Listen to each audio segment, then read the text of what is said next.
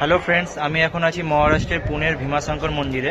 ভীমাশঙ্কর মন্দির হচ্ছে আমাদের ভারতের 12টা জ্যোতির্লিঙ্গের মধ্যে একটি প্রধানতম জ্যোতির্লিঙ্গ। দেখতে পাচ্ছ ভীমাশঙ্কর মন্দিরের চূড়া দেখা যাচ্ছে।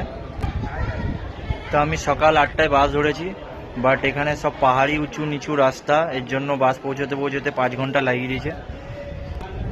তবে যাই হোক, অনেক জার্নি করে এসে খুব সহজেই ভীমাশঙ্করের দর্শন হয়ে গেল, খুব তাড়াতাড়ি 1 ঘন্টার মধ্যে দর্শন হয়ে গেল খুব ভালোভাবে। এখানে স্পর্শ দর্শন আছে।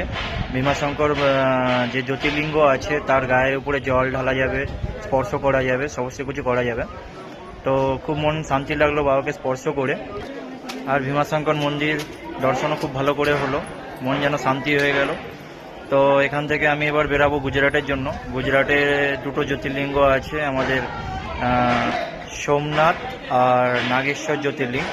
তো সেই 2টো জ্যোতির্লিঙ্গ হয়ে গেলে আমার টোটাল 10টা জ্যোতির্লিঙ্গ কমপ্লিট হয়ে যাবে। ভীমাশঙ্কর নিয়ে আমার 8টা জ্যোতির্লিঙ্গ কমপ্লিট, আর গুজরাটের 2টো জ্যোতির্লিঙ্গ হয়ে গেলে 10টা জ্যোতির্লিঙ্গ কমপ্লিট হয়ে যাবে। তো দেখা হচ্ছে, টাটা।